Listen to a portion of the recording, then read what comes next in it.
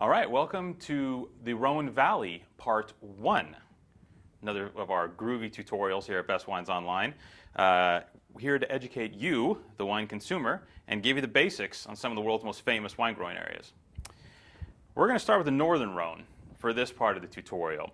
We're going to go from north to south. There are two distinct sections of the Rhone Valley. There's a north and a south, and both of them feature different grape varieties based on climatic conditions and soil and exposures and all that kind of good stuff. So for the northern Rhone Valley, we're going to start at the top and work our way down to the bottom. We'll end up in the middle, and then the southern Rhone will pick up from there, and we'll go from there. Let's start at the top with the northern Rhone. The Rhone Valley is one of my favorite wine growing areas in the world. I mean, this area has a magic and a juju and a mystery to the wines that's just entranced me for my 20 years of selling, drinking, and buying wine.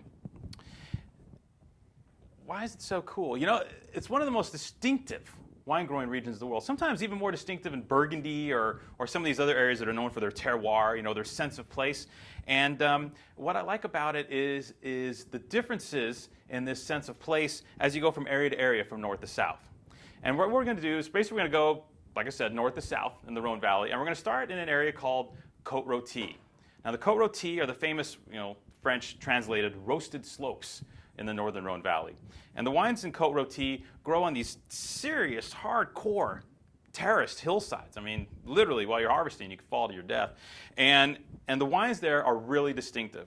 Now, they're distinctive for a couple reasons. You know, one is this fantastic, you get this blast of like white pepper and a smoky quality and a spicy quality in these wines that's so distinctive.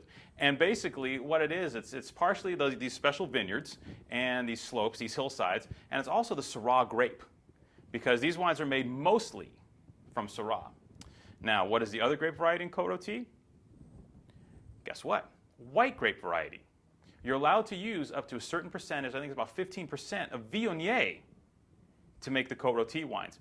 And this goes back centuries, because some of the Cote Rotie wines would be a bit furry, a bit rough and tumble. And what the folks in the northern Rhone determined early on was by adding a little bit of the really fragrant floral Viognier grape into these Cote Rotie wines, you got a wine that was more delicate, more subtle, more elegant, but still carried all the power from those terraced sloping vineyards. The Cote Roties, well, arguably one of the most famous wines in the world, the Guigal single vineyard Cote Roties, they're produced from these famous sloped vineyards. And those guys, they're like $300 a bottle, something like that. But that being said, Cote Rotie, it's a very small appellation. There's not a lot of producers, and the farming, because of these terraced vineyards, it's really difficult to farm. So the prices are quite high. So most Cote Roties you're going to see on the shelf start at $40, $50, and then they'll work their way up to those Guigal single vineyard wines. But if you can find a good deal, you can find a great Cote Rotie for around $50, it's a deal, because it's one of the coolest wines produced in the northern Rhone. Now, speaking of Viognier, there's a reason Viognier was there for a long time. And that Viognier grape is growing to what people think its maximum potential in the world, just south of Cote Rotie as we head into the area of Condrieu. And Condrieu is basically an appellation in the northern Rhone that is dedicated 100% to Viognier. And here, oh my gosh, it's like feast or famine with this grape. First of all, Viognier is a pain in the arse to grow. Really difficult, finicky grape in the vineyard. Thin skin, it's prone to rot, diseases. It's a labor of love to grow this grape. Second of all, these Viognier grapes grow on kind of like the same hillsides as the Cote Rotie does. So once again, they're a pain in the butt to get up to. It's incredible the amount of work that goes into making these wines and harvesting from these vineyards. 100% Viognier, and it reaches its apex here in great vintages in Condrieu. The floral characters, the honeysuckle characters, this creamy textured mid-palate, but with a vibrancy and almost like this mandarin orange, this citrusy mandarin orange type tang to the finish. I mean, I get thirsty just talking about them. I mean, they're truly remarkable wines. Now again, like the Cote Rotie wines, because of the difficulty in harvesting these vineyards and because of the finicky nature of the Viognier grape, they're pricey. Most of the Condrieu wines run in that $50, $60 range and go up to, Guigal's Le Dorian probably boots in there around $100. That being said, in the great vintages, it is one of the great white wine experiences you will have, and you need to have it in your cellar. Thank you very much. Now, moving south from Condrieu, we head into an area called Saint Joseph. And Saint Joseph is the biggest sub-appellation within the northern Rhone. Saint Joseph is huge, and the vineyards run contiguous with the main freeway that cuts through, and the river that cuts through right through the Rhone Valley there. Now, getting back to Saint Joseph, here we're talking about Syrah again. This will be a recurring theme as we head through the northern Rhone Valley. It is Syrah again. And the deal with these vineyards are they're not quite as severe in their terraces. There are some rolling hills, there's some flats, there are some hilly parts. But what you'll get from Saint Joseph is kind of like it's like a beefier version of Cote Rotie, but more muted with regards to its elegance, the sublime nature. Saint Joseph tends to be a little chunkier, a little more rustic. And that Syrah grape there manifests in more of a smokier, more overtly meaty style, almost sausagey, right? Like Thuringer sausage, or what we like to refer to as Hickory Farms. You know, that old Hickory Farm, you know, when you walked into Hickory Farms when you were a kid, it was like, whoa! I mean, that's what Saint Joseph typically smells like. Amazingly versatile wines, capable of aging up to a decade, and these wines are usually much more reasonably priced in the context of the Rhone Valley. We're talking more in that, 20 to 40 range for most of the really high-quality Saint Josephs. And if you bump into a Saint Joseph produced from some better vineyard site and or older vines, once again, it's more in that $35, $40 range, but those wines can compare with a wine, say, from Cote Rotie, or a wine from, from Hermitage or something like that at a much lower price. Really cool wines. Now, moving further south, we bump into kind of the place, right? You know, Cote Rotie's cool. You know, Cote Rotie's great, don't get me wrong. But for a lot of northern Rhone aficionados, a lot of them, their heart is in Hermitage. And Hermitage is kind of basically the appellation that's most tied into, to me, the northern Rhone Valley. When people think of the northern Rhone, they traditionally think of these Hermitage wines. Now, Hermitage is this groovy little hill. It's small and teeny, tiny. And the thing here is, once again, as with Cote Rotie, these hillsides make all the difference. These hillsides, these soils, and the producers that have managed to line up vineyards here over the decades. Probably, that's something we need to discuss, because for Hermitage, you have to care a little bit. And we're really fortunate that for this particular hill, northern Rhone, that many of the top producers, not just in the Rhone, but in France, in the world, own vineyards in this very special spot. Because what happens is now you can maximize the quality coming from these hills because you have a lot of conscientious growers. These guys are doing the right thing, and they're producing profound wines. What do I mean by profound? Well, in the case of Hermitage, you have more power than Cote Rotie. You have more heft. To me, there's a greater richness. But with the best examples, you still get an elegance. It's elegance allied with power.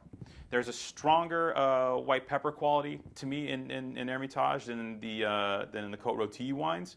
You get a darker fruit character. In great ripe Cote Rotie, you can almost get like this blueberry type experience. And in Hermitage, those flavors can tend to run even a bit darker, more like the blackberry side of the spectrum. They can be powerful. In the riper vintages, they have a chocolatey edge to them, which just really pumps up the volume. And my gosh, they're some of the greatest red wines produced in the world. That being said, they're expensive. Basically, entry-level Hermitage is around $65. I would say $65, $70. But you get a really, really unique wine drinking experience. And with the top producers, guys like Chave, Jaboulet, again, thank goodness, and some of these other producers, you get a wine capable of aging for 20 years. And when these wines age out, it's really cool because they age out almost like classic red Burgundy. They gain so much finesse and so much elegance as they age that they almost kind of, Burgundy and the Rhone Valley kind of almost meet like this after 15, 20 years. Really phenomenal. Now, around Hermitage, you have the area of Crozes Hermitage. Crozes Hermitage, like Saint Joseph, bigger growing area. That being said, there are special areas within Crozes Hermitage. There are hillsides that are Hermitage-esque, and then there are also the flats, what we lovingly refer to as freeway Crozes. And those freeway Crozes wines are good. They're not great, but they usually sell under $20, which makes them some of the greatest values in the entire Rhone Valley. The ones in the hillsides are almost kind of Hermitage-esque again, and those ones run, more like $30, $35. And what you get from these Crozes Hermitage wines is you get a wine that has a less smoky character than the San Josef wines, less of that sausagey character, but you do get almost like a junior Hermitage quality to these wines. And that being said, they can be punchy and rich and extracted and powerful and really juicy on their own. Once again, remember, we're talking the Syrah grape throughout the entire northern Rhone Valley for red wine. It's all Syrah. Everywhere you go, Syrah, Syrah, Syrah, Syrah, Syrah, okay, Syrah. And it's all Syrah. Makes it easy. Now, as we head south of Hermitage and Crozes Hermitage and head to the last kind of hip appellation there in the northern Rhone Valley, we bump into Cornas. And Cornas is maybe kind of my personal favorite as an appellation. And the deal is Cornas is also really small. And the growers there are really more in that kind of vigneron, kind of farmer type vibe. To me, it's probably the most Burgundian growing area in the northern Rhone Valley with regards to it's little dudes and they got their little huts and they're making a few barrels of wine and that sort of deal. But some of the most complete, profound northern Rhone wines have come from Cornas. Producers like Clap and Versailles and Vosges and the whole New Guard with Cote and these guys. They are making wines that kind of they almost transcend the appellation in certain ways. You get, and the beauty of it is they're kind of like a more powerful mishmash of like Hermitage and Cote Rotie when they're done right. You get a strong violet-y character, floral character, lots of blue fruits, more akin to Cote Rotie, but with a little more weight behind it, like you get from the Hermitage wines.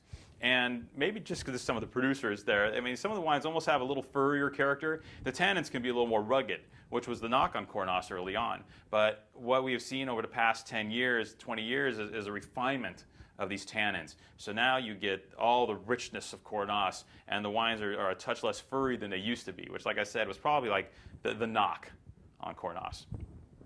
Now, food-wise, what do you have with these? Well, it's Syrah, big food.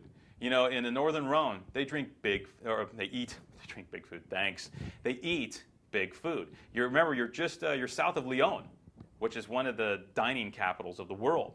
And it's classic foods. It's veal daube. It's, oh my gosh, French onion soup. You know, the onions in this neck of the woods are astounding. You know, they do a lot of innards in the northern Rhone. They love their foie gras. They love their sweetbreads. They love big rustic cuisines, sausage, you know, big foods. And these wines pair favorably with those bigger, richer, gravy-laden, call it what you will, type dishes. So, you know, we call in the northern Rhone wines our winter wines. You know, it's like the perfect taste. You know, just like walk out in the snow and bring a bottle of Cornas with you and sit in the snow and drink it, and the wind's blowing around you, and that is like the perfect northern Rhone wine drinking experience because these wines are definitely winter warmers. Now, stay tuned because we're heading south from Cornas into the southern Rhone next.